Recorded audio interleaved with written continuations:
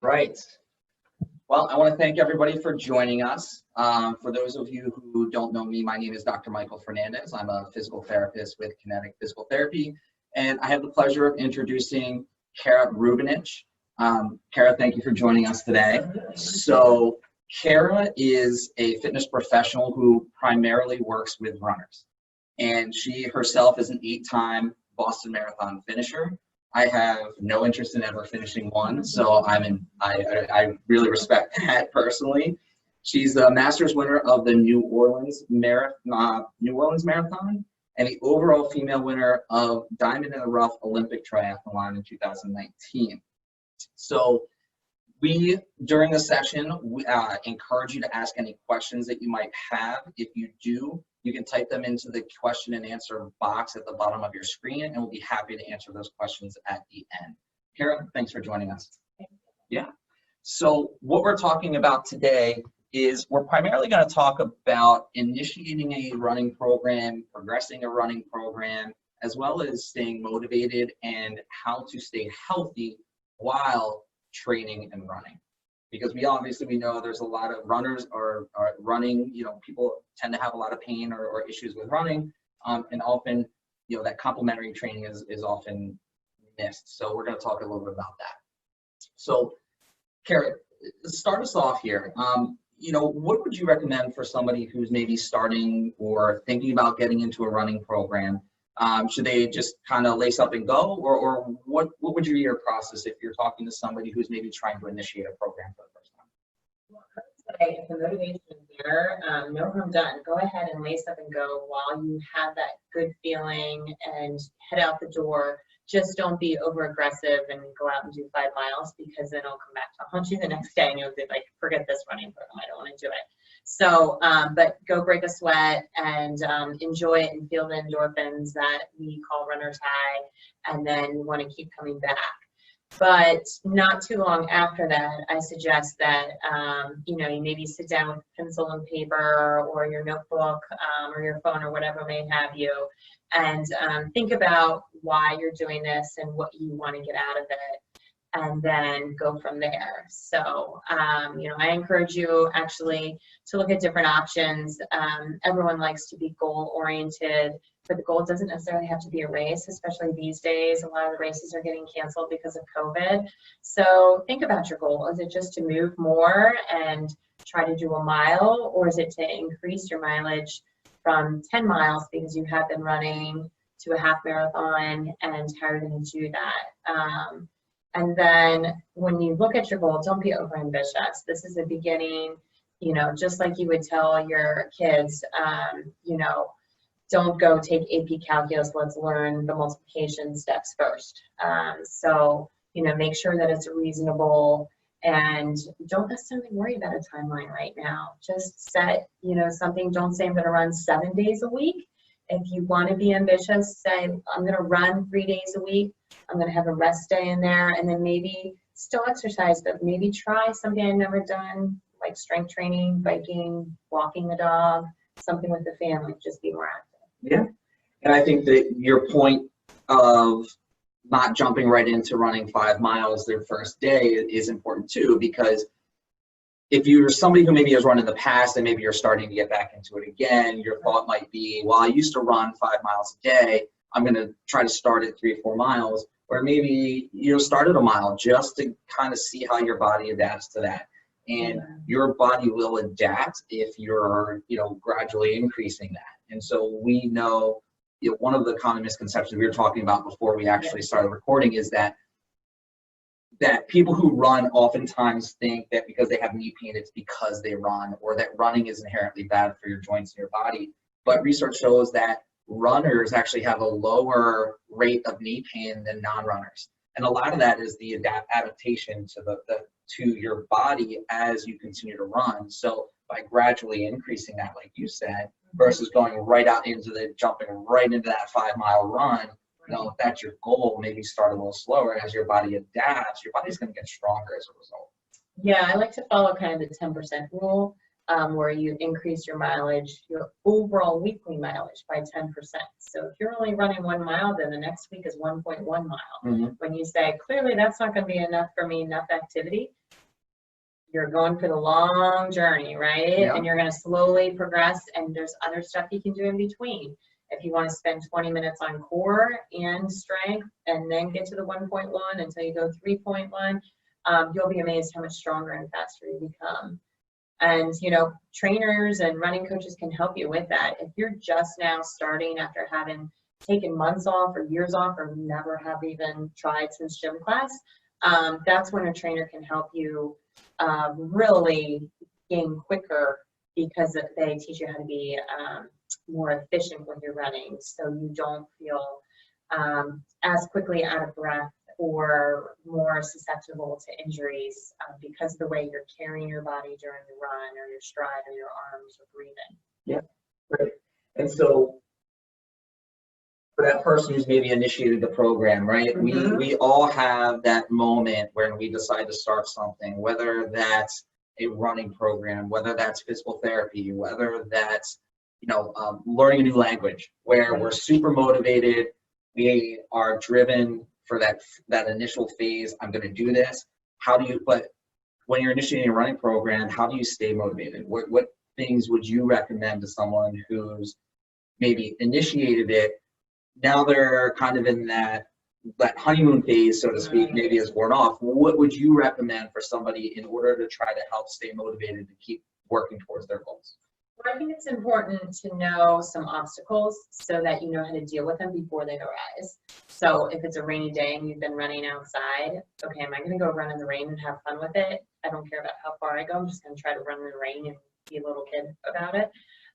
Or is it my gym shut down and I've been running on the treadmill? Okay, you can run outside or talk to a trainer on how to get yourself motivated. But really, there's a lot of inspiration more than perspiration that goes into running or sports of any kind. So you have to find out what's going to inspire you day after day and keep consistent. And the more consistent you are, it just becomes habit, and you don't think about it. You just put on your shoes and go. So, you know, I like running mantras. If I get in a bind, I kind of recognize the negativity, put it in a box, my mental box, and throw it out the window until I'm back at the house. And then if I have to acknowledge them, but usually they go away. So, you know, whenever I train, then right beside them, I'm saying, you know, strong body, strong legs, calm mind. You know, there's other ones like if your lungs and legs are screaming at you, tell them to shut up. But you just got to push through it.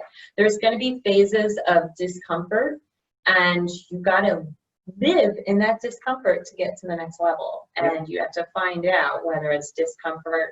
The whole hard part is getting your shoes on, getting out the door, then you're fine, or is it in the middle of the run?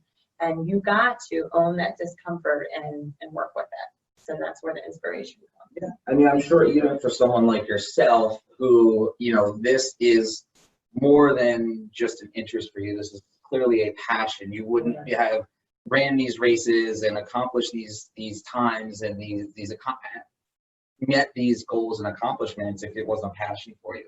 But I'm sure you can speak to the fact that even people who are passionate about something have those days where getting up and getting motivated can be a challenge.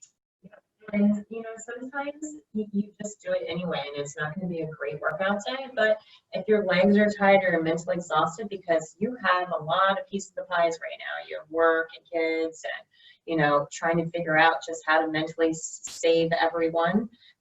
So, you know, give yourself a break on those days and maybe try something fun like a yoga class online or a core workout online. There's a lot of great YouTubes, or just go in the basement, find some quiet place, find your favorite song, and lose yourself like Eminem does. Yeah. I think one of the things that is good too is when we work with patients, whether for a variety of issues, there's sometimes where we start to feel like every single day should be a progression of the last. And if it's not, we tend to sometimes lose that motivation because, well, I've been progressing for 2 weeks and now for the last couple of days, I've maybe hit a wall. And I think it's important to appreciate that that happens to everybody. Yeah, and it's also really important. That's when you want to maybe not necessarily go online and look for that training plan, but talk to someone who is, intimate with you so they can uncover, how much time you have available and what the wall would be, and talk through that so that you don't get upset when that happens. But also recognize that there are training days and every training should be deliberate. So some training days are easy days, like long runs versus a hard track workout session. And you have to know that so that you can enjoy those easy training or cross training days. And also, I really think it helps to tell people about your goals. And if you're having a block, the more people that you tell, then the more likely you're going to stick with it and be in the game for the long run and don't just walk away. And honestly, I say, look at what you ask your kids to do. You ask your kids to go onto a team, new teams are forming, and they may not know anyone, but they're passionate about the sport. So you're asking them to be uncomfortable and discomfort on some days. And so maybe you try it for yourself and then look for your kids for inspiration. Yeah. I think the other thing too is just don't beat yourself up. No. It happens to everybody, and not to get discouraged when that happens. Absolutely. Speaking of lessons, I finished them, but there were one or two of them where I hopped into every tent and asked, what can I do for hydration? What can I do to make it up those hills after going out way too fast on the downhills? And all of that is the journey to get you to your personal best and to, achieving your goals. So with every fall, you figure out how that has helped you to rise up. And that's the important part. Yeah. We talk about it here, whether it's working on balance, whether it's working on strength, whether it's working on any type of thing that we're working on in physical therapy. Your good days and your bad days, and your training on your bad days is just important. And not to get discouraged and do nothing, but like you said, maybe modify your plan or maybe go a different route that day, but then not stop.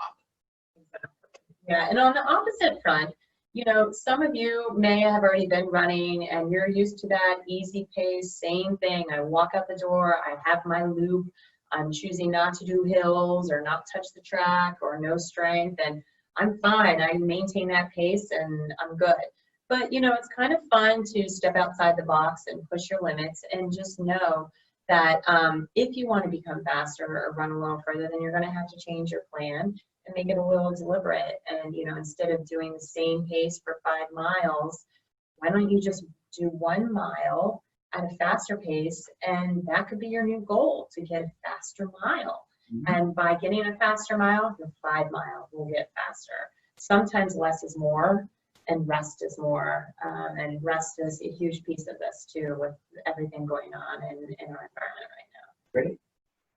So one of the other topics that we wanted to talk about was the importance of complementary training. And I think as a former runner myself, I've seen it, you clearly see it, because this is the world that you live in. You train runners, you teach runners, you educate runners. And we were talking earlier about the fact that a lot of people's running programs don't necessarily include a lot of strength training or complementary training, which is really not only going to help with your performance, but also help reduce your risk of injury. So what can you say as far as complementary training should people consider adding to their normal running program? I would say it's not just for runners, but any athletes. If you're a tennis player, soccer player, lacrosse, any athlete, I think should gymnastics, that these are all the people that I'm coaching right now. And I really think that there should be some element of core strength and strength training. So by core, I mean anything from the neck all the way down to the knees pretty much. So we're working, full body. You don't need a whole lot of equipment, and this is the beauty of it. You can do it on a rainy day in your bedroom. You don't need anyone near you, just, hits to help your knees or your lower back and the planks and your arms. Your glutes are incredibly important, and your hamstrings to save a lot of injuries. And if you do that on the onset while you're just building up your running and your miles, then you're going to be leaps and bounds ahead of the other person to the left or right of you who's also starting that program. Yeah. one of the things we see a lot in the office is patients runners who come in, and a lot of times their pain is the result of some of these impairments that you're talking about, or some of these areas, the glutes being one of the most crucial when it comes to that. One of the most common things we see with runners is hip or knee pain. And we already talked about incidence of knee pain is typically lower with runners because your body adapts to it. Right. But patients who I often see who have knee pain or hip pain with running are frequently, I'll never say always, because someone's gonna make a liar out of me, but are very, very frequently lacking the proper hip and glute strength. And when you look at the function of the knee is a very simple joint. It does one movement, it does this and this. And so it's relatively a straightforward joint. Where people run into trouble is usually if there's pain at the knee, it's stemming from weakness in the hips or even something going on with the foot. And so if you're an overpronator, that can cause some stress on your knee. Maybe we need to work on your foot strength, your ankle strength and stability. Maybe put you, if that doesn't really get you where you want, maybe we have to put you in a shoe that kind of helps neutralize your foot. If you have weakness at the hip, then it causes some instability at the knee because the muscles of the hip actually control what's happening at the knee. So that's where this complementary training can become so crucial by strengthening the hips, strengthening the glutes, strengthening the feet and the ankles, and your core can help stabilize everything when you are running. Right.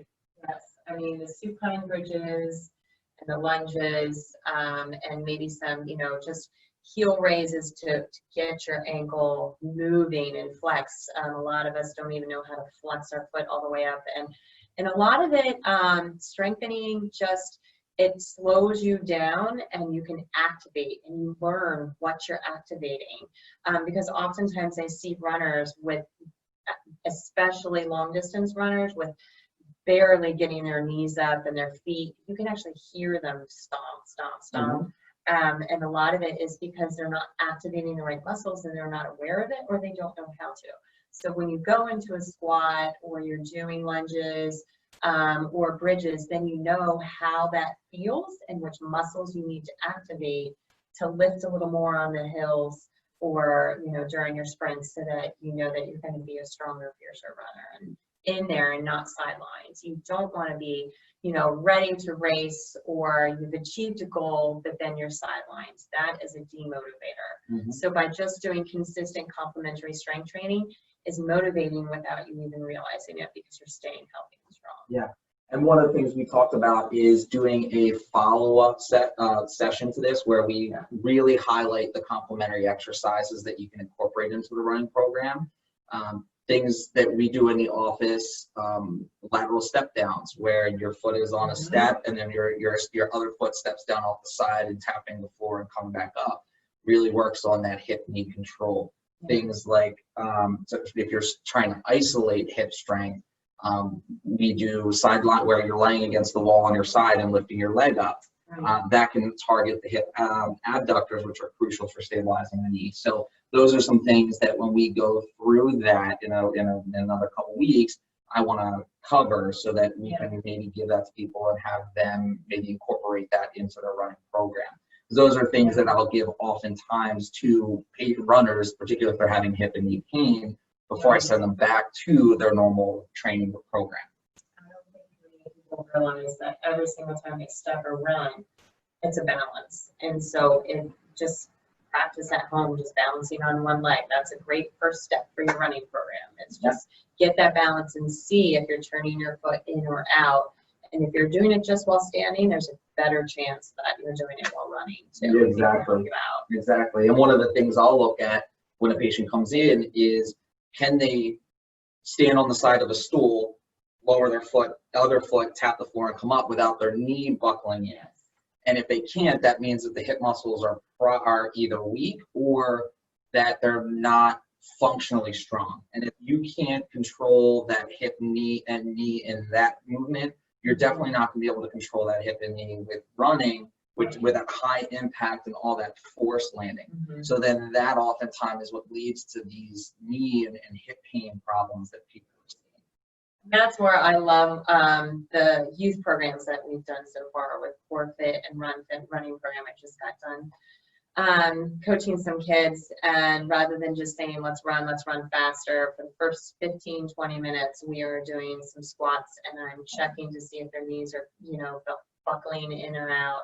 And I think that the more that the youth just hear about it and it resonates with them at the early age, then they're actually going to finish their sport whenever they do at what age, but then carry on and run and enjoy it and take it as a passion. Yeah. Hopefully. So for those, we're going to answer we have a couple questions here, so we're going to answer those in just a moment.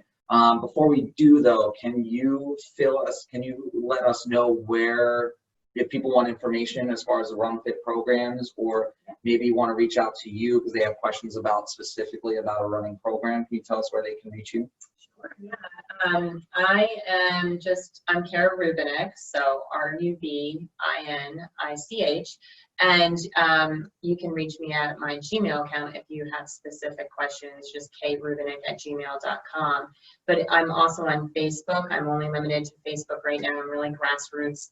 And you can just type in Kara Rubinik and it will pop up to my personal page or my Run Fit page, and that's my business page, and I'll show the different programs that I have and options, and then you can message me, and I have posts on hydration and running mantras and motivation and you know, classes and courses that I offer too. Great. So we will also be posting this video, this recording, on our YouTube page, on Kinetics YouTube page. So if anyone wants to follow up and watch that video, go back and review anything that we talked about, you can go to youtube.com and search for Kinetic TV and select the Kinetic logo, and this should be up there within the next couple days too. So your information so Kara's information will also be in the bio there. So if anyone wants to reach out, that information will be listed in the description of the YouTube video. So we'll also make sure that's on there. So we have a couple questions here. Kara, thoughts on this? How to overcome nausea after maybe overdoing a run or you pushed yourself a little far? Do you see this a lot? See it or experience it?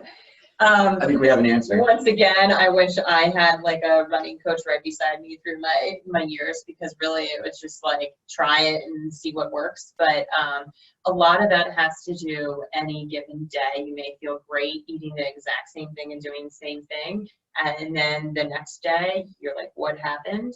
But during this heat, I would emphasize always stay hydrated. It is not a pre-hydration or a post-hydration. Just little sips of water all through the day gets you going strong. If you try to hydrate right before, it can slosh in your stomach.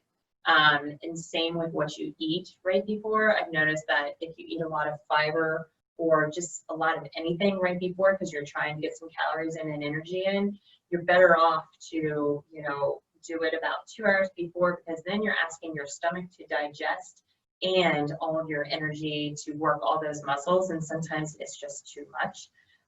But when you do get back and you've been nauseous, I mean, I was definitely on the vomiting side and everything.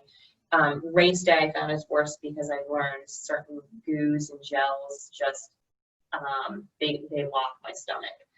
So I found gels that I really, really enjoy, and hydration drinks that I really enjoy.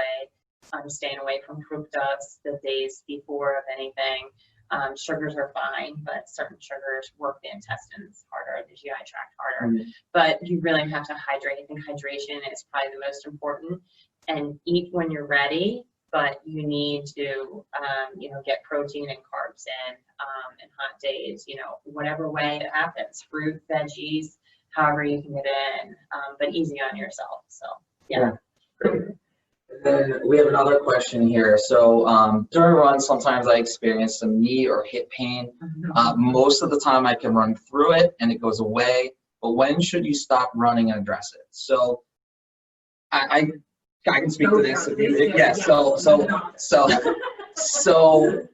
This is something that I would encourage you to address sooner rather than later, because the sooner you address it, the more likely we can keep you active. My personal goal when I see a patient, and I'm not telling you have to come see me, my personal goal with somebody is to keep them as active as possible while we're treating them.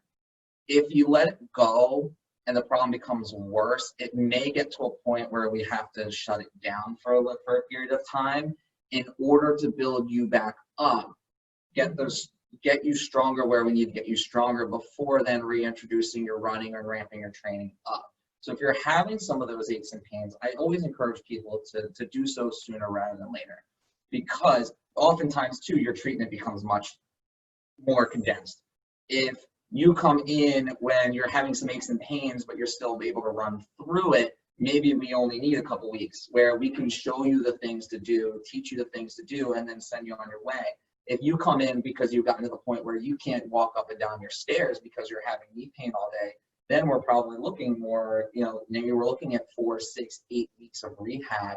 And then that's including shutting you down. We're not having you run during the course of that.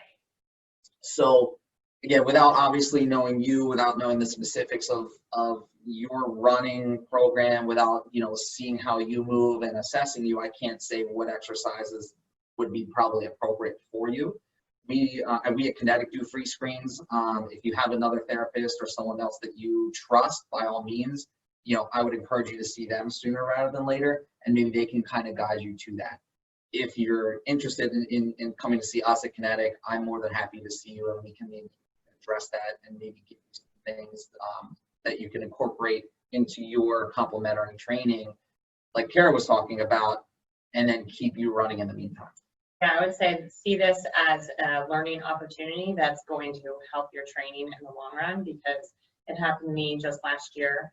I was sidelined with a stress fracture, and thankfully we caught it like just in time. So I was able, because of my cross training, to not run, but build up my swimming. I could continue to swim and bike, but I really built up my strength program, and that was back in September. And then I ran a PR in January and marathon, doing less mileage and just smarter training. So this is an opportunity to be smart and kind to your body and see it as an opportunity rather than having to be sidelined and be out, because I know many runners can't be out, like mentally, they don't want to take a break. Yeah, everything else falls apart too. It's a struggle, and as a former runner myself, I've had my own experiences with injuries, and so I know how mentally and emotionally frustrating and exhausting it can be when you're shut down from running. So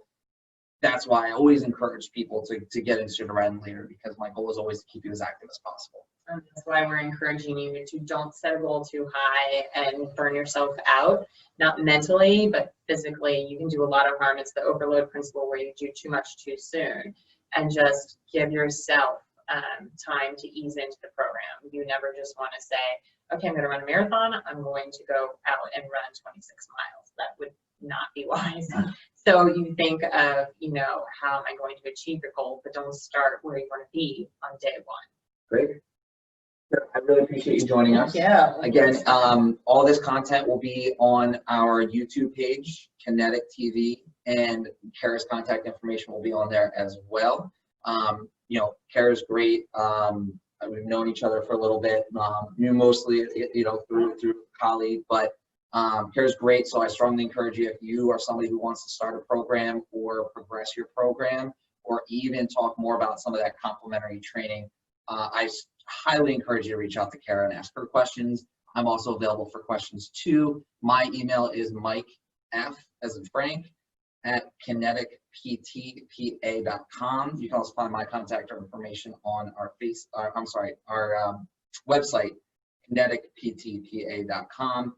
And for future webinar topics and discussions, please look out at our Facebook page, facebook.com/Kinetic Physical Therapy.